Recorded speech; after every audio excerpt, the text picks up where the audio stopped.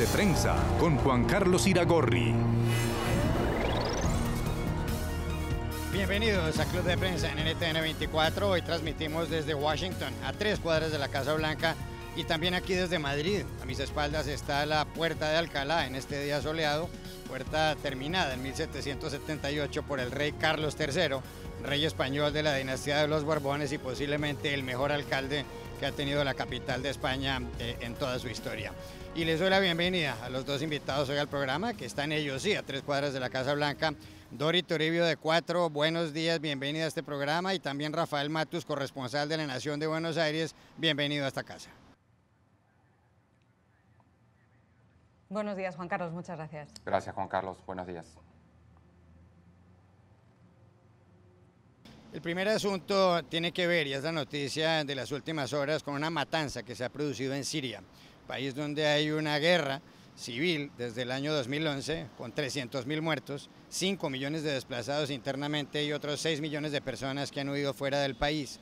En la provincia de Idlib, en una pequeña población, han muerto al menos 72 personas, según las últimas informaciones, como consecuencia de un ataque con armas químicas.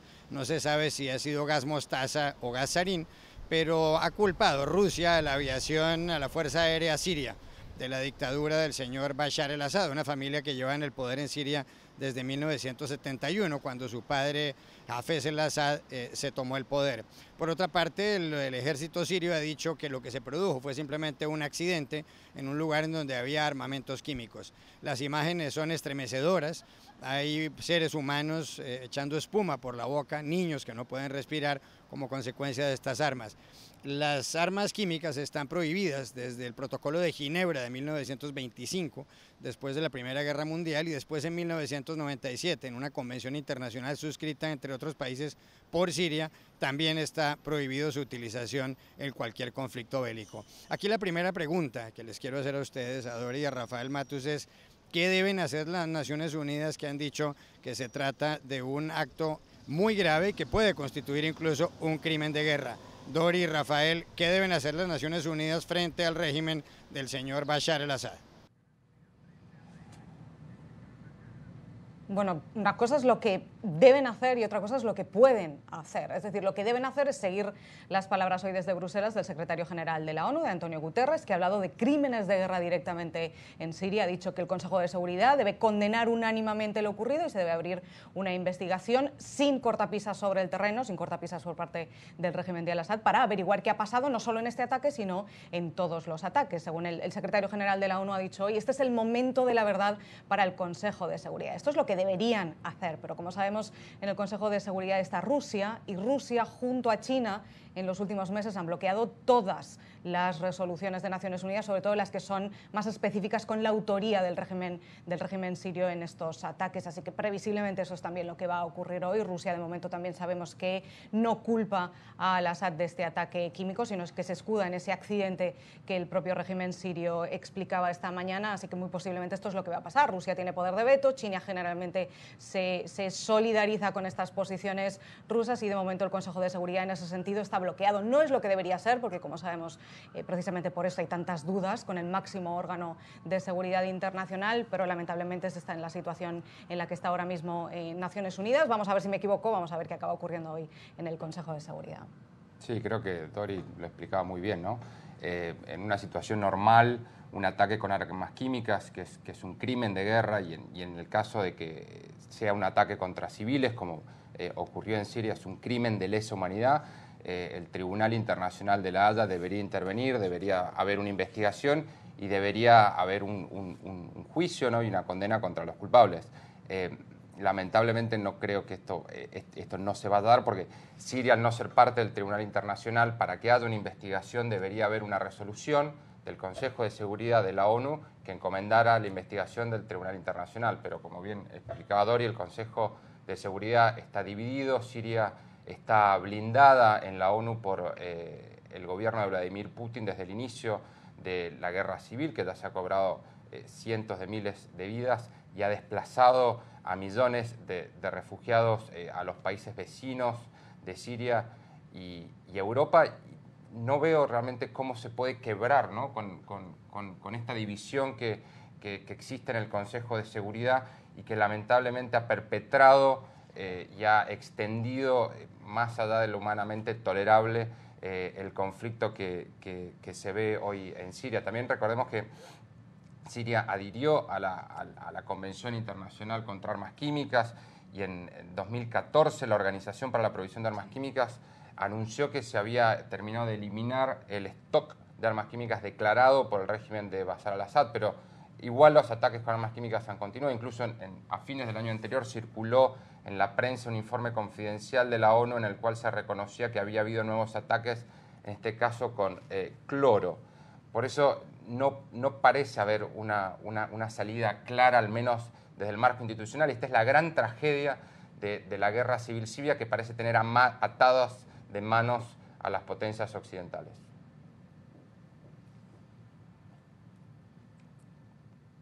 Hay otra cuestión que tiene que ver con este ataque en Siria, que sin duda ha inquietado a las 4 esquinas del mundo y se relaciona con el pronunciamiento de la Casa Blanca, del presidente Donald Trump en Estados Unidos.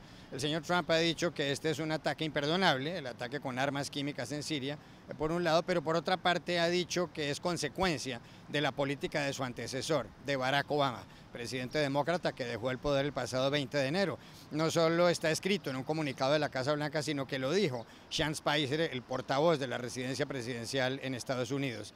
Conviene también recordar aquí que el señor Obama en un momento dado dijo que había unas líneas rojas de las que no se podía cruzar el señor al-Assad, y era la utilización de armas químicas. Sin embargo, en un momento dado las usó el señor al-Assad, y la Casa Blanca y el Pentágono, el Departamento de Defensa, no hicieron nada. ¿Tiene razón Trump al echarle la culpa a Obama, Rafael Matus y Dori Toribio? Sí, pero. Es decir, sí, pero esto ya lo sabemos, esto lo hemos hablado durante muchos años. Barack Obama tenía una cualidad que puede ser una fortaleza o una debilidad, y es la excesiva prudencia. Y en este caso, cuando aplicó esa excesiva prudencia, que insisto, en otras cosas resultó ser una fortaleza, pero en el tema de Libia, por ejemplo, o en el conflicto de Siria, esa prudencia, esas dudas que el presidente de Estados Unidos tuvo durante muchos meses, eso se convirtió en una debilidad. Y aquí, como sabemos, en Estados Unidos fue además una batalla política interna, porque muchos lo interpretaron como un presidente débil en su política exterior, que permitió que Bashar al-Assad cruzara aquellas líneas rojas que Obama estableció y que nadie respetó en aquel momento. Además, también recordemos cómo era la situación, y es que el mundo entero estaba mirando a Barack Obama porque nadie más estaba haciendo nada, empezando por la Unión Europea, como pasa siempre en esta situación, ¿no? Que siempre se mira a Estados Unidos esperando que Estados Unidos reaccione, y en aquel momento Barack Obama, como él explicó después, no quería reaccionar porque no quería cometer los errores de Irak. Y es así como él explica esta situación, que él mismo dijo en su momento, que reconoció al final de su presidencia que había sido uno de los errores. Esto, insisto, no es nuevo, porque esto se sabe. Esto aquí muy poca gente en Estados Unidos no está de acuerdo con que los dos conflictos, con que la reacción a los conflictos de Libia y de Siria fueron dos errores importantes en la política exterior de Barack Obama. Ahora bien, tiene que ser este tiene que ser el primer argumento que utiliza Donald Trump después de lo que se ha vivido en Siria el lunes y el martes, después de este ataque químico contra la población que la comunidad internacional está atribuyendo directamente al régimen de al-Assad. Esto es lo que no puede ser. Es decir, la primera respuesta del presidente de Estados Unidos no puede ser, después de este ataque, después de las imágenes que todos estamos viendo de este ataque, bueno, fue culpa de Barack Obama. No. Lo primero que tiene que hacer el presidente de Estados Unidos o su secretario de Estado, Rex Tillerson, que la respuesta ha sido básicamente la misma, no ha echado la culpa a Barack Obama, pero ha echado la culpa a Rusia y a Irán, lo primero que tienen que hacer es responder. Es decir, ¿qué vamos a hacer? ¿Qué va a hacer Estados Unidos? ¿Cuál es el plan de acción ahora? Lo que no puede hacer Donald Trump es echar la culpa a Barack Obama de que no hizo nada, y después de un ataque como este se está viviendo, tampoco hacer nada. Lo primero que hace el presidente de Estados Unidos es echar la culpa a otra persona. Ahora mismo todavía no sabemos cuál es la respuesta de Estados Unidos ante este ataque, no sabemos cuál es el plan de acción. Lo único que estamos recibiendo en las últimas 24-48 horas son mensajes muy contradictorios. Desde el lunes, la embajadora de Estados Unidos ante la ONU primero, y después el secretario de Estado, Rex Tillerson, dijeron que ya la prioridad de Estados Unidos no es que al-Assad salga del poder, algo que supone un cambio importante en la política exterior de Estados Unidos en la región. Después, el martes, sucedió este ataque químico, llegaron horas de silencio hasta que obtuvimos esos dos comunicados del presidente Trump y del secretario de Estado, aunque son comunicados que, insisto, no muestran ninguna respuesta, no son una comparecencia pública explicando qué va a hacer Estados Unidos, sino que son dos comunicados echando la culpa a terceras partes. Y ahora seguimos hoy miércoles con otra vez silencio desde la administración estadounidense. Así que yo creo que ahora mismo lo que espera todo el mundo, lo que espera la comunidad internacional, lo que esperan los estadounidenses y muy seguramente lo que esperan también los seguidores y los votantes de Donald Trump es saber qué quiere hacer el presidente de Estados Unidos después de este ataque químico tan terrible en Siria. Creo que Trump sigue un libreto que ha desplegado desde que llegó a la Casa Blanca, que es culpar a Barack Obama de cualquier problema o de cualquier realidad con la que se topa que no es de su paladar. Incluso recordemos que en su primera conferencia de prensa dijo que había heredado un lío, no solamente en cuanto a la situación doméstica de Estados Unidos, sino también por el contexto internacional. A ver, creo que hay que separar un par de cosas, ¿no? Es cierto que la inacción no solamente de Estados Unidos, sino también de la comunidad internacional ha embalantonado, ¿no?, al régimen de Bashar al-Assad, porque él sigue desplegando ataques, sigue atacando a la población, sigue bombardeando a civiles y ve que no le pasa absolutamente nada. Hay una línea roja que no se respeta, hay parálisis en el Consejo de Seguridad Nacional, no hay ninguna movida concreta más allá de la lucha contra el terrorismo y contra el Estado Islámico. La comunidad internacional no parece capaz de ir más allá de eso. Pero también hay que decir que tras la asunción de Trump hay una flexibilización notable del lenguaje hacia el régimen de Bashar al-Assad. Primero, esto que decía Dori, ¿no?, la embajadora de Estados Unidos ante la Organización de las Naciones Unidas, Nikki Haley, que dice que ya no es prioridad de Estados Unidos que Assad deje el poder, algo que era una política de Barack Obama. Y segundo, todos los mensajes amistosos de Donald Trump hacia Putin, que es el principal aliado de Assad. Entonces, ¿cómo uno no puede interpretar que Assad desde Damasco siente que ahora tiene mucho más margen de acción para desplegar la estrategia militar que desee, ¿no?, ante la parálisis que se ve de la comunidad internacional, el ostracismo, ¿no?, de Europa y también las dudas que ya había mostrado Estados Unidos para desplegar una intervención militar tras el fiasco, ¿no?, de Irak y los problemas que tiene en Afganistán. También es cierto que no existe una estrategia militar clara en el caso de Siria. Esto ya lo decía Obama en una de sus últimas conferencias de prensa, que cuando pusieron todas las opciones sobre la mesa, la única opción o la única alternativa que realmente era válida era intervenir y prácticamente hacerse cargo de Siria. Y creo que nadie quiere hacerse cargo de Siria y es por eso que hoy estamos donde estamos. Ya regresamos a Club de Prensa. Volvemos a Club de Prensa en NTN 24 desde Washington, donde están nuestros invitados, y también aquí, desde el corazón de Madrid, delante de la Puerta de Alcalá, donde confluyen calles como la calle de Alcalá y la calle Serrano. Otro asunto que tiene que ver con Estados Unidos, Dori y Rafael, se relaciona con Bill O'Reilly. Bill O'Reilly es un periodista, un opinador político de la cadena Fox desde 1996. Su programa, The O'Reilly Factor, el factor O'Reilly, le ha hecho producir a esa cadena 1.700 millones de dólares. El sueldo del señor O'Reilly al año es de 18 millones de dólares.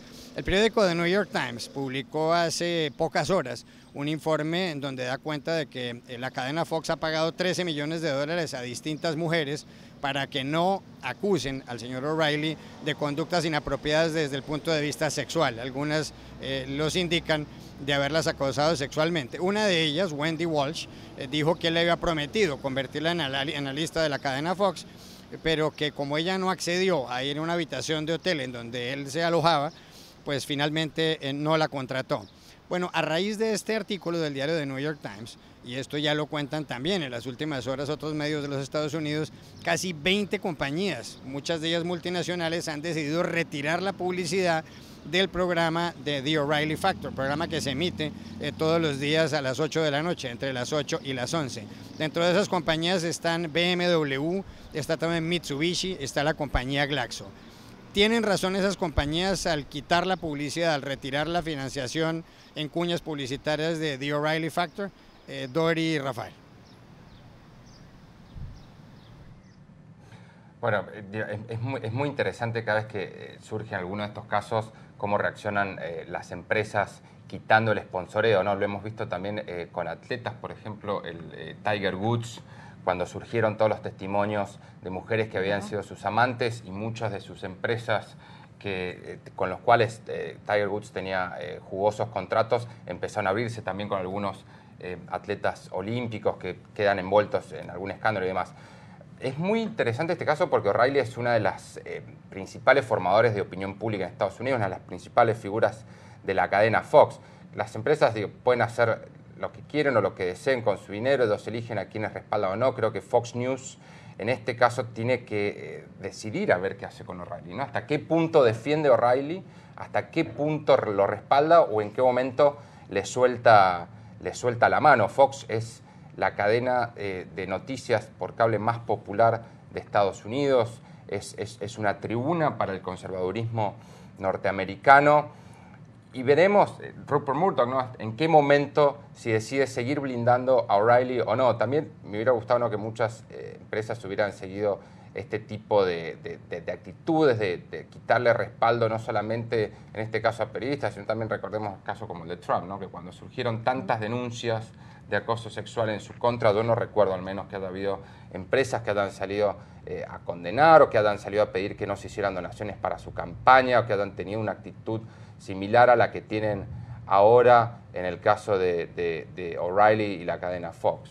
No sé si alguna empresa como Macy's dejaron de vender los Eso artículos de Donald Trump, pero no recuerdo si estaba, efectivamente no recuerdo si estaba vinculado con el escándalo de las mujeres. O si fue por algún otro tema. Por cualquier otro escándalo. En cualquier caso, a mí también me parece muy interesante cómo funciona el mundo de la publicidad. En un mundo perfecto, hasta que no se demuestre la culpabilidad de alguien, en este caso de O'Reilly, pero de quien sea, pues lo lógico sería esperar, y cuando se demuestre que es culpable, pues entonces tomar medidas, ¿no? Tomar medidas desde la cadena y tomar medidas desde el mercado publicitario. Pero como sabemos, las cosas no funcionan así, porque la bolsa tampoco funciona así, entonces el dinero se mueve, depende de los peligros, y a veces los peligros son reales y otras veces no son tan reales. En este caso, en cualquier caso, sí llueve sobre mojado, primero porque es un asunto muy serio, es la estrella de la cadena, como explicaba Rafael, es además el programa de la televisión por cable más visto de Estados Unidos, tiene 4 millones de espectadores cada día, es decir, es una persona muy influyente, sobre todo en el espectro conservador republicano de Estados Unidos, es decir, cualquier noticia que le afecte es lógico que tenga un impacto más importante, y además aquí estamos hablando de, según el New York Times, de 5 mujeres que tienen acusaciones muy similares, que son acusaciones de acoso sexual o verbal, y son historias muy parecidas, y aunque él lo niega todo en este momento, pero la información del New York Times tiene muchas fuentes, sobre todo fuentes legales que demostrarían que se llegó a ese acuerdo de alrededor de 13 millones de dólares. Por eso las empresas están reaccionando de esta manera. Y cuando digo que llueve sobre mojado es porque además recordemos que Fox tiene otros problemas de acoso sexuales. El director general de la cadena, Roger Ailes, tuvo que dimitir porque numerosas mujeres y numerosas periodistas de la cadena dieron un paso adelante y le acusaron también o de acoso, de agresión sexual o de comportamientos no correctos por parte de un director general de una cadena periodística. Por eso llueve sobre mojado, y yo creo que las empresas quizá también están tomando estas medidas antes de que la situación pueda empeorar, porque ya han tenido precedentes. Ya regresamos a Club de Prensa. Otro asunto de la agenda del día: ha muerto en Italia Giovanni Sartori, 92 años, profesor emérito de la Universidad de Florencia, un hombre que escribió muchísimo sobre la democracia y que hizo comparaciones entre distintos regímenes democráticos. Pero Sartori, en una entrevista reciente, dijo que el Islam y la democracia son incompatibles. ¿Estaba en lo cierto, señor Sartori, o se le fueron las luces? Estas declaraciones fueron en 2001, que la situación era algo diferente a como es ahora. Sí fueron después de los atentados del 11 de septiembre, pero aún así la situación de tensión con el Islam o con el terrorismo yihadista era una situación de momento todavía incipiente, todavía no se había desarrollado hasta el punto en el que estamos hoy. Creo que sí, en este contexto hay que entender estas declaraciones, aunque también sabemos que Sartori, que fue un maestro de la ciencia política y que todos en algún momento hemos tenido que leer alguno de sus manuales, solía tener estas declaraciones polémicas que se pueden interpretar de muchas maneras, sobre todo porque era muy contestatario con el poder, especialmente con el poder italiano de los últimos 20 años, pero en general con cualquier tipo de poder, de ahí que siempre mantuviera esta posición crítica contra muchas políticas o contra algunas religiones. Sí, creo que es tal cual como lo decía Dori, ¿no? Creo que existe esta visión en algunos pensadores y también en muchísima gente de que el Islam como religión no adhiere a preceptos democráticos. Personalmente yo no comparto esa opinión, creo que hoy estamos viendo un ataque muy fuerte contra el multiculturalismo y se está intentando encajonar al Islam como una religión violenta, que no respeta valores universales o que no adhiere a preceptos democráticos occidentales.